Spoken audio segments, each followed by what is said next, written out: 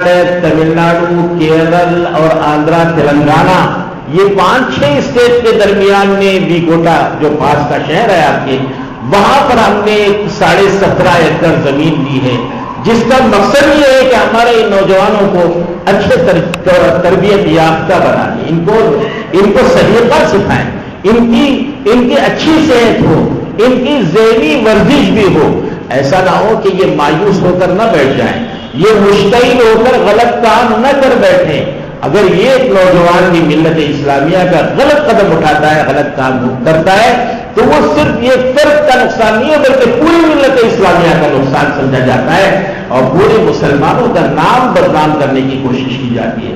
مسلمان ہونا بھی ضروری نہیں ہے، بلکہ مسلمانوں جیسا نام کسی کا ہو گیا، وہ میڈیا کو مل گیا، تو اس کو اتنا اچھالا جاتا ہے اور اتنا بدنام کرنے کی کوشش کی جاتی ہے، گویا کہ پوری ملت نے مل کر وہ کام انجام دیا۔ مجھے تفصیلات میں جانے کی ضرورت نہیں ہے، آپ حضرات اچھی طرح واقف ہیں۔ ابھی جو حال کا واقعہ ہوا مرڈر کیس کا، اس میں کیا ہوا ہے اور کس طرح بار بار ریپیٹ کر کے مسلمانوں کو بدنام کرنے کی کوشش کی جا رہی ہے۔ ایسے میں ہمارے نوجوانوں کو مایوسی سے اور مشتعل ہونے کو بچانے کے لیے ہمارے اکابر نے یہ کام کیا ہے، اور اس کے ساتھ ساتھ ہمارے مدارس کا تحفظ ہے، اور مدارس اسلامیہ کے تحفظ کے لیے رابطہ مدارس اسلامیہ ہے۔ اور جب بھی مدارس اسلامیہ پر کوئی بات آتی ہے، سب سے پہلے ہمارے اکابر کھڑے ہوتے ہیں کہ مدارس اسلامیہ یہ تو ہمارے اسلام کی حفاظت کے قلعے ہیں، اگر یہ مدارس نہ ہو، اگر یہ مدارس اسلامیہ کا وجود ختم کر دیا جائے، اسلام کا صحیح شکل میں باقی رکھنا مشکل ہو جائے گا۔ مساجد آپ ہزاروں بنا لیں، لیکن اگر مدارس کا وجود ختم ہو جائے، مدرسے نہ رہیں، اور جہاں دین کی حفاظت کا انتظام کیا جاتا ہے، اور جہاں سے اسلام کے خلاف کوئی بات ہوتی ہے، اسلام کو بگاڑنے کی کوشش ہوتی ہے، تو ایسی صورت میں سب سے پہلے مدارس سے تصحیح کا کام ہوتا ہے اور صحیح اسلام کو پیش کرنے کی کوشش کی جاتی ہے۔ مدارس اسلامیہ کے تحفظ کے لیے ہمارے اکابر میں قربانیاں دی، اور آزادی کے بعد سے لے کر جو ہمارے اکابر نے اصول بنایا تھا کہ ہم حکومت کا کوئی پیسہ نہیں لیں گے، ہم اپنے بلبوتے پر اپنے ادارے قائم کریں گے۔ ابھی قریب میں رابطہ مدارس اسلامیہ کے اجلاس میں حضرت مولانا سید ارشد مدنی دامت برکاتہ نے بہت ہی اچھے انداز میں بات فرمائی، اور یہ فرمایا کہ ہماری مساجد اور ہمارے مدارس ہمارے ایمان کا حصہ ہیں۔ اپنی ایمان کی حفاظت کے لیے، اپنے مساجد اور مدارس کے لیے حکومت کے تعاون کی ہمیں ضرورت نہیں۔ اس سے پہلے ایک مرتبہ رابطہ مدارس اسلامیہ دارالعلوم دیوبند کا ایک اجلاس ہوا تھا، جس میں بندہ بھی شریک تھا۔ اس موقع پر کارگزاری لی جا رہی تھی، ایک صوبے کی کارگزاری سامنے آئی، اور ایک صوبے میں بھی ایک ضلع کی کارگزاری سنی گئی، اور اس ضلع کی کارگزاری سناتے ہوئے وہاں کے جو ذمہ دار تھے انہوں نے یہ کہا کہ ہمارے سارے مدارس مدرسہ بورڈ سے وابستہ ہو گئے، اور صرف ہمارا یہ ایک مدرسہ تھا جو آزاد مدرسہ تھا، لیکن اللہ کا کرم ہے آج وہی ایک مدرسہ باقی ہے، سارے مدارس صرف بورڈ لگے ہوئے، وہاں کوئی بچہ نہیں، سارے مدارس ختم ہو گئے۔ ابھی حال میں آسام کا جو حکومت سے چندہ لے کر جو مدارس قائم تھے، وہ سارے مدارس بند کر دیے گئے۔ جو آزاد مدارس ہیں الحمدللہ وہ آزاد مدارس آج بھی چل رہے ہیں، اللہ کا کرم ہے، اللہ کا شکر ہے۔ یہ ہمارے اکابر کی دور اندیشی کی بات ہے، بر وقت وہ رہبری فرماتے ہیں۔ اسی طرح ہمارے اکابر نے جو اس وقت یہ بات یہ سوچی ہے، اور وہ یہ ہے کہ امت مسلمہ کو ان کے اندر کے جو حالات ہیں وہ بھی درست ہو جائیں، اپنے اختلافات کو ختم کریں، اور اپنے اندر کے جو روحانی بیماریاں ہیں ان کو ختم کریں۔ روحانی بیماریاں کیا ہیں؟ جیسے حسد ہے، بغض ہے، اور دیگر جو چیزیں ہیں، ان تمام چیزوں کو آدمی اندر سے پاک کرنے کی فکر کرے۔ اگر آدمی کے اندر روحانی بیماریاں ہوں، حسد ہو، بغض ہو، کبر ہو، اور نافرمانی ہو، شہرت اور ریاکاری ہو، اگر یہ بیماریوں کے ساتھ آدمی چلے گا تو وہ باہر کے جو چیلنجز ہیں ان کا وہ مقابلہ نہیں کر سکتا. اپنے اندر کو بنانا ہوگا. جب آدمی اپنے اندر ان تمام برائیوں کو پاک کر کے آدمی چلے گا تو پھر ایسی صورت میں وہ باہر کے چیلنجز سے وہ مقابلہ کرنے کی طاقت رکھے گا. اگر اندر بیمار ہے، کمزور ہے، حسد ہے، اس کے اندر برائیاں ہی برائیاں ہیں تو وہ باہر کے چیلنجز سے کیا مقابلہ کر سکتا ہے؟ دشمن بڑا عیار ہے، مکار ہے. ابھی ہمارے تھے آنے سے پہلے ایک جماعت ہماری وادی جا کر واپس آئی تھی تو ان لوگوں نے کہا کہ 10 منٹ آپ سے بات کرنی. تو میں نے ان سے درخواست کی کہ میرا لمبا سفر ہے لیکن آپ باہر تشریف لائیں، بیٹھ کے بات کر لیتے ہیں. یہ کمرے میں ہم بیٹھے تو انہوں نے وہاں کے حالات سنائے. اس قدر خطرناک چالیں چلی جا رہی ہیں جس کا اندازہ نہیں کیا جا سکتا.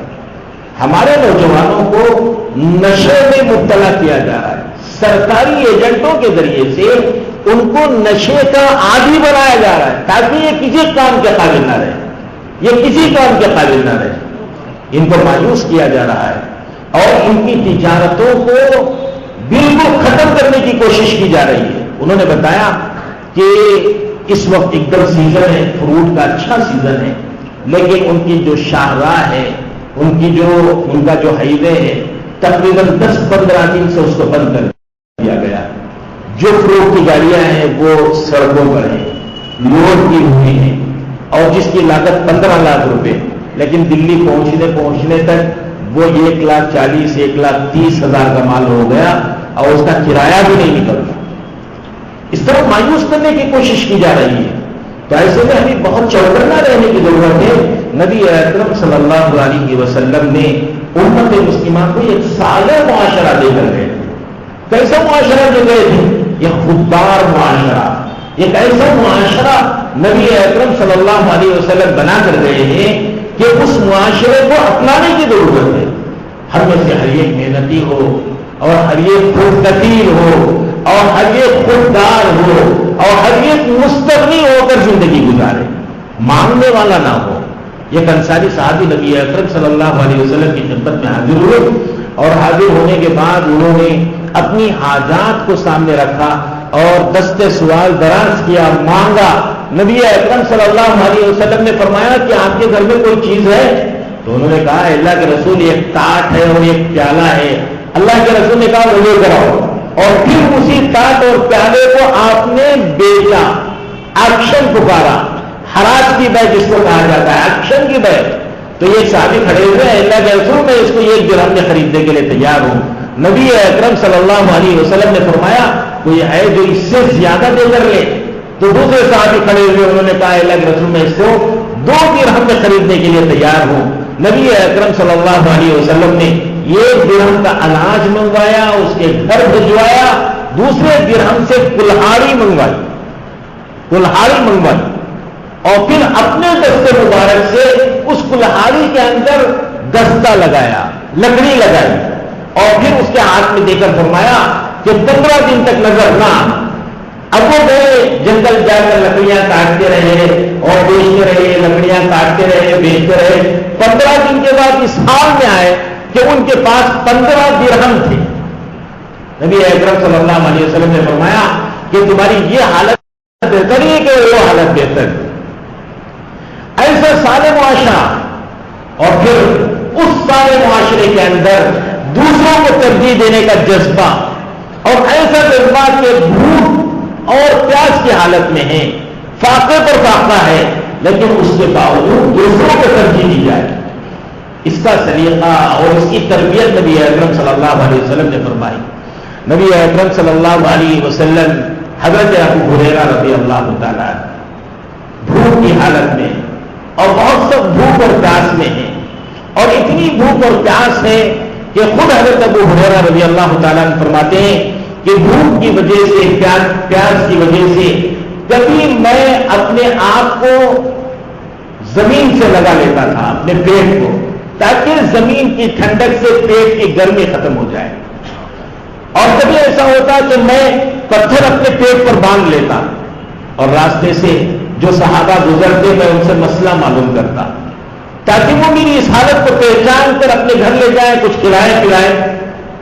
حضرت ابوبکر صدیق رضی اللہ تعالیٰ عنہ کا گزر ہوا، میں نے ایک آیت پوچھ لی، انہوں نے جواب دیا اور میری حالت کو نہیں پہچانا، یا ممکن ہے کہ ان کی حالت بھی ویسی ہی ہو جو میری حالت تھی، وہ چلے گئے۔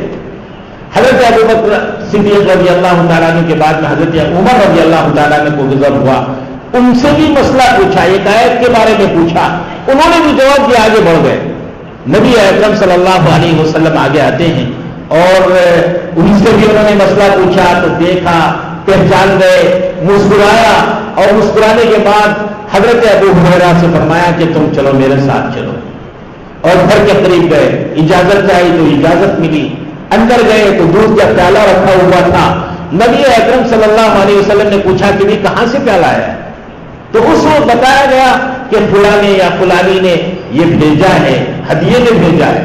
آپ کی یہ عادت تھی کہ ہدیے میں ہوتا تو خود استعمال فرماتے، دوسروں کو بھی تقسیم کرتے، صدقے کا ہوتا تو اصحاب الصفہ کو تقسیم کر دیا کرتے۔ نبی اکرم صلی اللہ علیہ وسلم نے حضرت ابو ہریرہ رضی اللہ تعالیٰ عنہ سے فرمایا، اے ابا یا ابا ہر، اے ابو ہریرہ، انہوں نے کہا لبیک یا رسول اللہ۔ پھر اس کے بعد میں فرمایا جاؤ اصحاب الصفہ کو لے کر آؤ، اصحاب الصفہ کو بلا لاؤ۔ حضرت ابو ہریرہ رضی اللہ تعالیٰ عنہ فرماتے ہیں کہ میری حالت غیر ہو رہی تھی اور اتنا سا دودھ کا پیالہ ہے اور تھوڑا سا دودھ ہے، ایسے میں اصحاب الصفہ کو بلایا جا رہا ہے، جبکہ میری حالت تو بہت ہی بگڑتی جا رہی ہے۔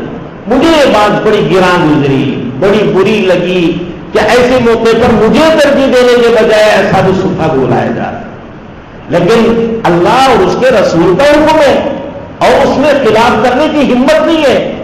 تو حضرت ابو ہریرہ رضی اللہ تعالیٰ عنہ سیدھے اصحاب الصفہ کے پاس جاتے ہیں اور ان کو بلا لاتے ہیں، ان کو اجازت ملتی ہے، اندر داخل ہوئے اور نبی اکرم صلی اللہ علیہ وسلم نے وہ پیالہ حضرت ابو ہریرہ رضی اللہ تعالیٰ عنہ کو دیا اور یہ کہا کہ یہ ایک کو پلاتے چلے جاؤ۔ ہر ایک صحابی اصحاب الصفہ میں سے جو تھے وہ دودھ کا پیالہ لیتے اور سیر ہو کر پیتے اور پینے کے بعد واپس ابو ہریرہ رضی اللہ تعالیٰ عنہ کو دیتے اور پھر وہ دوسرے کو دیتے، پھر اسی طرح ہوتا، پھر تیسرے کو، پھر چوتھے کو، یہاں تک کہ سارے صحابہ نے دودھ پی لیا اور پھر بھی اس کے اندر دودھ بچا ہوا ہے۔ نبی اکرم صلی اللہ علیہ وسلم نے حضرت ابو ہریرہ کو دیکھا، مسکرایا اور پھر فرمایا اب تم پیو۔ اب اس کے بعد میں حضرت ابو ہریرہ رضی اللہ تعالیٰ نے پیتے ہیں اور پینے کے بعد جب واپس کرنا چاہا تو آپ نے فرمایا نہیں اور پیو، اور پھر آیا، جب خوب سیر ہو گئے پھر بچا ہوا نبی اکرم صلی اللہ علیہ وسلم نے لیا اور اس کو نوش فرمایا۔ صحابہ کی ایسی تربیت فرمائی اور ایسا مزاج بنایا، ایسا صالح معاشرہ تیار کیا۔ اب ضرورت اس بات کی ہے کہ ہم جانے سے پہلے یہ ایسا معاشرہ تیار کر کے جائیں کہ ہمارے آنے والی جو نسلیں ہیں وہ اپنے ایمان پر بھی جمی رہے اور ان کے اچھے اخلاق کے ذریعے سے اوروں کو متاثر کرنے والے ہوں۔ اگر یہ کام ہم نے نہیں کیا تو پھر خون کے آنسو رونا پڑے گا۔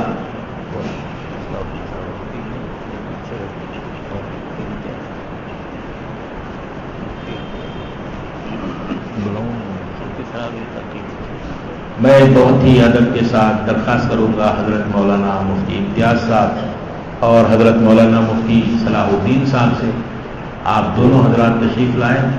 میں سما فراشی کی معافی چاہتا ہوں، بس آپ سے بھی کچھ ملفوظات اور نصائح سننے ہیں۔ میں آپ دونوں اکابر سے درخواست کروں گا کہ سامنے تشریف لائیں، یہ ہمارے ذمہ داروں کا بھی حکم ہے۔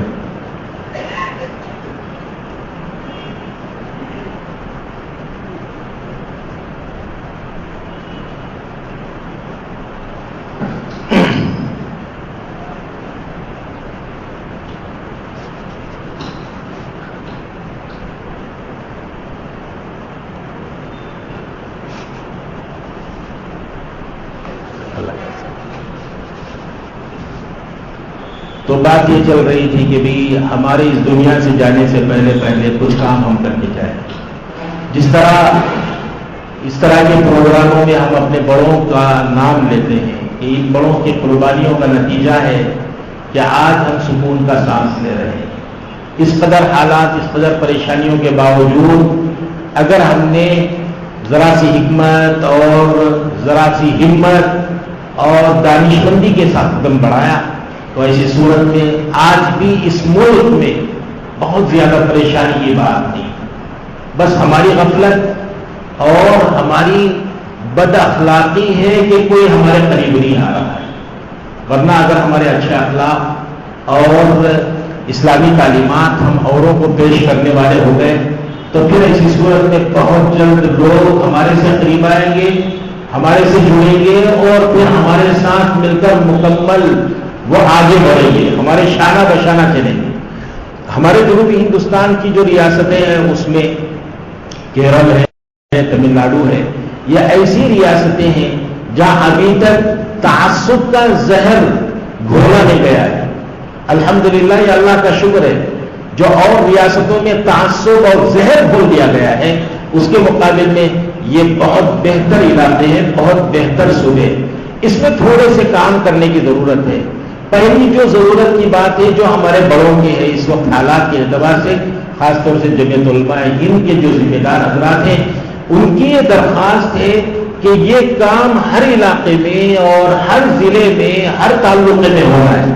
وہ کام یہ ہے کہ غیروں کے ساتھ ہمارے روابط ہوں، اچھے روابط ہوں، اور اس کے لیے سدبھاونا منچ قائم کیا جائے اور سدبھاونا سنسد بنا کر، یعنی غیروں کے ساتھ مل کر ہم جو ہے فرقہ وارانہ ہم آہنگی کے پروگرام بنائے جائیں اور وہاں امن اور سلامتی کی باتیں ہوں، آپس میں ایک دوسرے کو سمجھنے کی کوشش کی جائے۔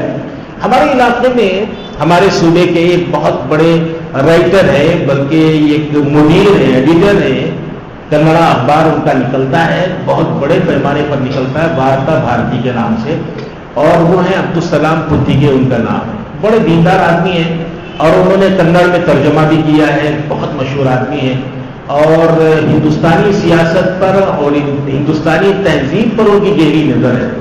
وہ یہ فرماتے ہیں کہ اس ملک میں جو مختلف اقوام بس رہی ہیں وہ اقوام کی اگر تعداد شمار کی جائے تو فرماتے ہیں تقریباً گورنمنٹ میں جو رجسٹرڈ ہیں، درج ہیں، وہ الگ الگ ذاتیں، قومیں جو الگ الگ ذاتیں ہیں تقریباً 47 لاکھ ہیں۔ معمولی فگر نہیں ہے، ہر ایک کا الگ الگ نظریہ ہے، اور اس کے اندر وہ یہ کہتے ہیں کہ وہ ایسی قومیں اور گروپ ہیں اور ذاتیں ہیں کہ ایک ذات دوسرے میں نکاح نہیں کرتی، شادی بیاہ نہیں کرتے، اتنی ان کے اندر دوریاں ہیں۔ مسلمان ہی ایک ایسی قوم ہے، ایک ایسی گویا کہ مذہب اسلام کو ماننے والی جماعت ہے جو کشمیر سے لے کر کنیا کماری تک ان کا وجود ہے۔ ان کی جو قومیں جو کرناٹک میں ہے وہ تمل ناڈو میں نہیں، جو تمل ناڈو میں ہے وہ گوا میں نہیں، گوا میں جو ہے وہ دلی میں نہیں ہے، بٹی ہوئی اقوام ہے۔ لیکن افسوس کا مقام ہے ہم پھیلے ہوئے ہیں، ایک ہے، اس کے باوجود ہم منتشر ہیں، اور وہ بٹے ہوئے ہیں، منتشر ہیں، اس کے باوجود وہ ایک ہو گئے۔ یہ تو بڑے افسوس کی بات ہے۔ ایسے موقع پر ہم سب کو مل کر یہ جو آنے والے حالات ہیں ان کا مقابلہ کرنے کی ضرورت ہے، بہت دانشمندی کے ساتھ فیصلے کرنے کی ضرورت ہے۔ ہمارے جو تعلیمی یافتہ طبقہ ہے، ہمارے جو نوجوان اسکول کالجز میں پڑھ رہے ہیں، ان کو بھی حوصلہ دے کے آگے بڑھانے کی ضرورت ہے۔ عام طور سے ہوتا یہ ہے کہ بڑی مشکل سے 10 تک جاتے ہیں، 10ویں جماعت تک، اور 10ویں جماعت میں جانے کے بعد ہمارے ڈراپ آؤٹ کا گراف بڑھتا چلا جاتا ہے۔ اگر بہت زیادہ کر کے 12 پاس کر لیتے ہیں، اب تو 12 لازم ہو گیا، 12 پاس کر لیتے ہیں، 12 کے بعد ہمارا گراف گرتا چلا جاتا ہے، ڈراپ آؤٹ کا جو گراف ہے وہ بڑھتا چلا جاتا ہے۔ ہمارے نوجوانوں کو سمجھانے کی ضرورت ہے، بھائی 12 پاس کریں گے تو صرف کلرک کی نوکری ملے گی، اگر مزید 3-4 سال محنت کر لیا تو زندگی بھر آرام سے بیٹھ کے آپ اطمینان سے آپ گزر معاش کر سکتے ہیں، گزر بسر کر سکتے ہیں۔ 2-3 سال مزید محنت کرنے کی ضرورت ہے، لیکن ہمارا نوجوان ہمت ہار جاتا ہے، بس 12 تک پڑھ کے وہ اطمینان کا سانس لے لیتا ہے، بہت کچھ کر لیا، اب اس کے بعد وہ کلرک کی نوکری پر وہ اکتفا کر لیتا ہے۔ اعلیٰ تعلیم یافتہ نوجوانوں کا ہونا بھی ضروری ہے، اس لیے ضرورت اس بات کی ہے کہ اصلی تعلیم میں بھی ہم آگے بڑھیں، اور اسی طرح دینی تعلیم میں بھی ہماری وابستگی ہو اور ہمارے بچوں کے ایمان کی حفاظت کا بھی ہم مضبوط نظام بنائیں. ماشاءاللہ یہاں پر مضبوط مکاتب کا نظام قائم ہے اور اس میں مستقل نظام بنایا گیا ہے. ہمارے گھروں کا سروے کر کے ایک ایک بچے کو مکتب سے جوڑنے کی فکر کی جائے. اگر ایک بھی بچہ مکتب سے جڑا ہوا نہیں ہے تو اس کی ہم سب کو مل کر فکر کرنے کی ضرورت ہے. مختلف نصاب چل رہے ہیں لیکن جہاں 4 باتوں کی تعلیم دی جا رہی ہے وہ ہمارا اپنا مکتب ہے، وہاں عقائد کی تعلیم ہوتی ہو. بزرگان محترم اذان بھی ہو چکی ہے، بس 2 باتیں عرض کر کے میں اپنی بات کو ختم کروں گا. بہت ساری باتیں آپ کے سامنے میں نے عرض کیا تھا، چونکہ مجھے یہ حکم ہوا تھا کہ جمعیت علماء کے تحت میں جو خدمات انجام دی جا رہی ہیں اس کا بھی تذکرہ آ جائے. تو یہ کام ہمارے درمیان اور بھی ہے، وہ یہ ہے کہ ہمارے بہت سارے نوجوان جو اصلی تعلیم پڑھتے پڑھتے کوئی 5th اسٹینڈرڈ میں اور کوئی جو ہے 9 تک پڑھ کے وہ ڈراپ آؤٹ ہو گیا ہے، اس کے لیے بھی ہمارے ان اکابر نے بلکہ ہمارے سارے ہی اکابر نے سوچ کر یہ فیصلہ لیا کہ جمعیت اوپن اسکول قائم کر کے اس کو ہمارے ان بچوں کو جنہوں نے اصلی تعلیم مکمل نہیں کی، ان کو یہ نہیں وہ اس سے وابستہ کر کے ان کا ایڈمیشن وہاں کروا کے ان کو 10ویں پاس کرا دیا جائے. چونکہ اس ملک میں یہ باعزت شہری ہونے کے لیے کم از کم 10ویں جماعت کا سرٹیفکیٹ ہونا ان کے لیے ضروری ہے. الحمدللہ ہم نے صوبہ کرناٹک میں یہ کوشش پچھلے 7-8 مہینے سے کی تو 1400 بچوں کا ایڈمیشن ہم نے اب تک کرا دیا ہے اور اس کا بڑا اچھا انتظام ماشاءاللہ ہے. اس میں سب سے پہلے ترجیح ہمارے مدارس اسلامیہ کے بچوں کو ہم نے دی. مدارس کے جو بچے ہیں ان مدارس کے بچوں کو چاہے یہ عالم ہو جائے، حافظ ہو جائے، مفتی ہو جائے، ہمارے نزدیک تو اس سے بڑی کوئی سرحد ہی نہیں ہے. لیکن حکومت کے نظر میں اگر 10th پاس نہیں ہے تو اس کو الٹریٹ سمجھا جاتا ہے. اسی لیے جب وہ پاسپورٹ بنانے کے لیے جاتے ہیں تو اس کے اندر امیگریشن ECR دیا جاتا ہے، جس کی وجہ سے اس کو بڑی دشواریاں بڑی پریشانی ہوتی ہے. امیگریشن چیکنگ کا وہ لازم قرار دے دیا جاتا ہے.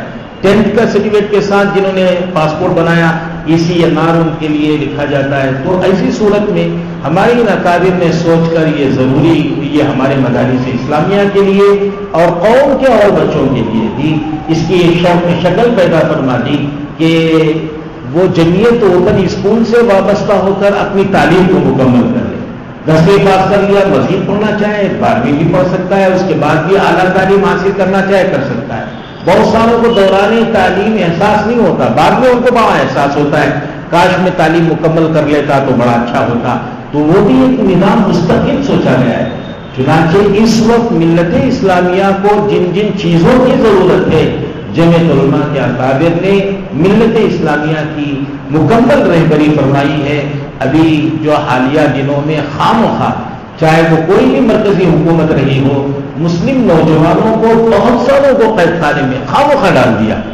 ذرا سا شک پیدا ہوا اس کو اٹھا کے اندر کر دیا. کوئی بات انہوں نے کہہ دی تو اس بات کی بنیاد پر ہمارے نوجوانوں کو جیلوں کی سلاخوں کے پیچھے ڈال دیا. جمعیت علماء کے اکابر جن کے اوپر بڑے بڑے سخت الزامات لگا دیے، دہشت گردی کے الزامات، ملک مخالف سرگرمیوں میں ملوث ہونے کا الزام، بہت ساری جگہوں پر ہمارے بಳ್ಳاری کے علاقے میں 6-7 نوجوانوں کو اس طرح اٹھا لیا اور ان کو اریسٹ کرا دیا. تو اب وہاں صورتحال یہ ہوتی ہے جس کے بارے میں یہ الزام لگا دیا جاتا ہے کہ یہ دہشت گرد ہے یا یہ کہ یہ ملک مخالف سرگرمیوں میں مبتلا ہے، یہ کہہ کر جس کو اندر ڈال دیا گیا محلے کے لوگ اس سے بات کرنا چھوڑ دیتے ہیں، اس کے رشتہ دار اس سے سلام کلام بند کر دیتے ہیں، اس کا فون بند کر دیتے ہیں، ڈیلیٹ کر دیتے ہیں، بلاک کر دیتے ہیں، اتنے خوف زدہ ہو جاتے ہیں. ایسے وقت میں جو جماعت آگے بڑھ کر ان نوجوانوں کا سہارا بنتی ہے وہ جمعیت علماء ہے. کتنے بے قصور نوجوانوں کی رہائی کا انتظام جمعیت علماء نے کیا ہے.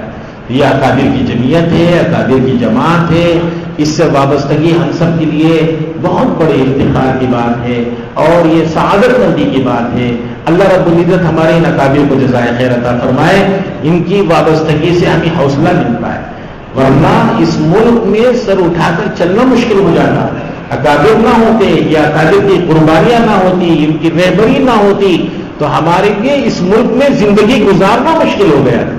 اللہ رب العزت ان کو جزائے خیر عطا فرمائے۔ ہر وقت رہبری فرماتے ہیں۔ جس وقت یہ دہشت گردی کا بڑا چرچا چل رہا تھا کہ دہشت گرد، تو اس موقع پر پورے ملک میں 40 بڑی کانفرنسیں کر کے یہ فتویٰ شائع کیا گیا دارالعلوم دیوبند کی جانب سے کہ دہشت گردی اسلام مخالف ہے اور اسلام اس کو جائز قرار نہیں دیتا۔ وہ بہت بڑی کانفرنسیں کی گئی، چنئی میں بھی کانفرنس ہوئی اور بنگلور میں بھی، اور پورے ملک کے 40 بڑے شہروں میں کانفرنس منعقد کی گئی تاکہ ہمارے جو سیکولر ذہن کے جو برادران وطن ہیں ان کا ذہن مسموم ہونے سے، زہریلا ہونے سے ان کو بچایا جائے، ان کی بدگمانیوں کو دور کیا جائے۔ دعا فرمائے اللہ رب العزت مجھے اور آپ کو نافع بنائے، ہم سب کو نفع بخش بننا ہے۔ نفع بخش ہم اسی وقت بن سکتے ہیں جب ہمارے اندر کچھ ہو، ہمارے اندر صلاحیتیں ہوں، ہمارے اندر کچھ دینے کی طاقت ہو، لینے والے نہ بنیں۔ ہم اس ملک پر بوجھ نہیں ہیں بلکہ ہم اس ملک کا سرمایہ ہیں، اسد ہیں۔ اگر ہمیں اسد بننا ہے تو ہمیں کچھ کرنا پڑے گا، ہمارے اندر اپنی صلاحیتوں کو پیدا کرنا پڑے گا، اور پھر ہماری ان صلاحیتوں کو اجاگر کرتے ہوئے دوسروں کے نفع رسانی کا ہم کو اللہ ذریعہ بنا دے، اس کی کوشش کرنی ہے۔ تو اسی لیے نبی اکرم صلی اللہ علیہ وسلم نے فرمایا خیر الناس من ينفع الناس، لوگوں میں سب سے بہتر وہ ہے جو لوگوں کے لیے نفع بخش ہوتا ہے، جو لوگوں پر بوجھ ہوگا، جو لوگوں کے سامنے ہاتھ پھیلائے گا وہ لوگوں پر بوجھ ہو جائے گا، وہ لوگوں کو کیا نفع پہنچا سکتا ہے۔ اس لیے اپنی صلاحیتوں کو اجاگر کرنا ہے، اپنی صلاحیتوں کو پہچان کر ان صلاحیتوں کا صحیح استعمال کرنا ہے۔ یہ بھی بہت بڑا فن ہے کہ آدمی اپنی صلاحیت کو پہچان کر اس کا صحیح استعمال کرے۔ بڑا باصلاحیت، بڑا زرخیز علاقہ ہے یہ وادن باڑی، آمور، بشارم، یہ وہ علاقہ ہے جہاں اللہ رب العزت نے ہر طرح کی صلاحیتوں سے نوازا ہے۔ اللہ نے سرمایہ بھی عطا فرمایا، صلاحیت بھی عطا فرمائی، صالحیت بھی عطا فرمائی، دینداری بھی عطا فرمائی، بڑوں سے وابستگی بھی نصیب فرمائی، اسلامی تشخص بھی اللہ رب العزت نے عطا فرمایا ہے، اور علماء کی قدردانی بھی ہے۔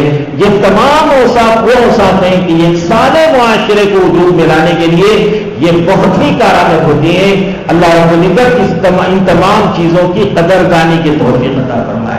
جس طرح یہاں پر بڑوں کا ادب، چھوٹوں پر شفقت، علماء کی اصول سے وابستگی دیکھنے کو ملتی ہے، دوسرے علاقوں میں بہت ہی کم یہ دیکھنے کو ملتی ہے۔ اسی لیے ہمارے اکابر بہت ہی خوشی کے ساتھ بڑے اچھے انداز میں ان علاقوں کے مسلمانوں کا نام لیتے ہیں۔ اللہ رب العزت اس کی لاج رکھتے ہوئے امت مسلمہ کے لیے ہم سب کو نافع بننے کی توفیق عطا فرمائے، جو کچھ کہا گیا سنا گیا اس پر عمل کرنے کی توفیق عطا فرمائے۔ بہت ساری باتیں ہمارے سامنے آئیں، ان پر میں یہ چاہتا ہوں کہ مستقل جماعتیں بنا کر اس پر کام کرنے کی کوشش فرمائے۔